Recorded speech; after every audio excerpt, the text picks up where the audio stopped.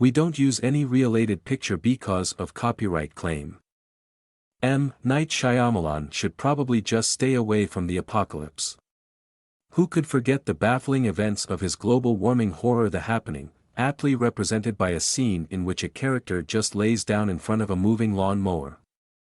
Or what about After Earth, which made a box office bomb out of a sci-fi movie starring Will Smith and his son Jaden Smith? There's something about the end of the world that fascinates Shyamalan. As a sentimental moralist, an overzealous twister, and a button pusher, there's also something that always foils him. His latest, Knock at the Cabin, uses the question of human behavior during the threat of end times to create a morality study that progressively hollows itself out. It's another minor work from a director whose films, especially After Earth, have been mostly major.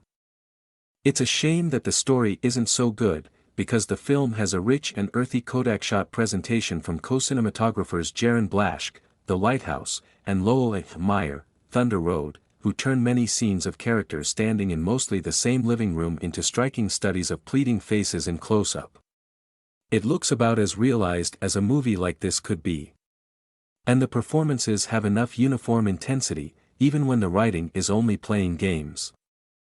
It's a striking ensemble piece by design, and creates some promise early on, but Shyamalan's larger intent doesn't give Knock at the Cabin nearly enough resonance.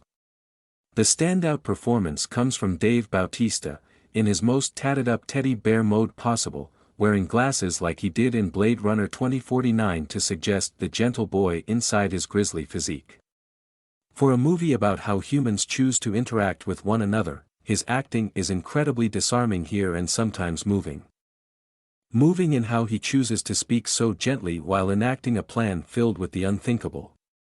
His character Leonard is a second-grade teacher from Chicago who has united with three other people, played by Rupert Grint, Abby Quinn, and Nikki Amuka Bird, who have also had life-changing visions of the apocalypse.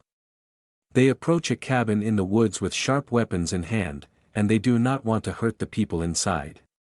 But they will enact the violence that they feel they must. The targeted family is that of young one, Kristen Choi, and her two dads, Eric, Jonathan Groff, and Andrew, Ben Aldrich. They do not know why they have been chosen, but it does not matter.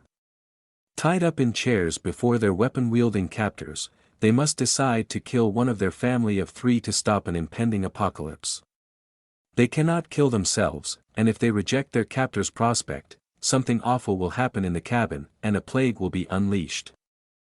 The first time Eric and Andrew effusively say no, towering tsunamis are conjured, and deadly earthquakes ensue. Are Leonard and his friends onto something, or is this all a coincidence? Is it manipulation? There may be no force more powerful on this earth than belief.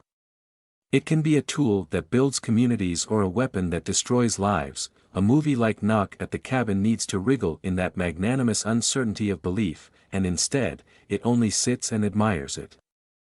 It's like presenting QAnon devotees and people who think the earth is flat as possibly being right, for the sake of both sidesism.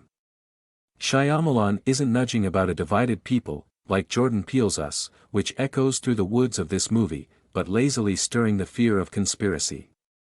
Cut back to us, well aware that our collective brains are broken, waiting for a larger point. We are stuck with a frustrating and self-serious movie that kneels before its zealousness but also. It's like presenting QAnon devotees and people who think the earth is flat as possibly being right, for the sake of both sidesism. Shyamalan isn't nudging about a divided people, like Jordan Peele's Us, which echoes through the woods of this movie, but lazily stirring the fear of conspiracy. Cut back to us, well aware that our collective brains are broken, waiting for a larger point. We are stuck with a frustrating and self-serious movie that kneels before its zealousness but also. Not that the movie needs gore, but the threat of violence in this immediate scenario is specifically numbed by cutaways. For a story pitched in the human capacity to recognize another's life value, there just isn't the terror that could create some of its emotional stakes.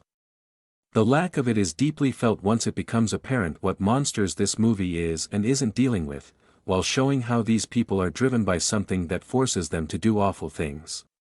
Instead, Knock at the Cabin creates one anticlimax after another. The script, co-written by Shyamalan, Steve Desmond, and Michael Sherman, adapting Paul Tremblay's book The Cabin at the End of the World, does better in making us worry for the targeted family. During this present-day stress, Knock at the Cabin cuts back and forth between the love story of Eric and Andrew, and their life with adopted daughter Wen. Groff and Aldridge are heartbreaking as they slowly become opposites. Aldridge embodies one's tough exterior against a threatening world, while Groff gradually depicts the journey of seeing the light. Together, they show the pain of possibly making the choice, and how Eric and Andrew don't want to in part because of their deep love for each other. They also help provide more substance to the film's representation of a same-sex married couple, which on one hand, more of this please, but on the other hand, still feels like major studio productions have a lot more work to do. Knock at the Cabin has glimmers of interest as a parable about people trying to preserve all of humanity, not just the population, but the concept. The work of Leonard and Company is something like a promotion of empathy, though as is often said about faith, it's the messengers who need work. By trying to make a grand statement to a post-lockdown theater-going audience about what they are willing to believe, but also about how far they are willing to go for others, Shyamalan trips over himself and neglects to give them much of a movie.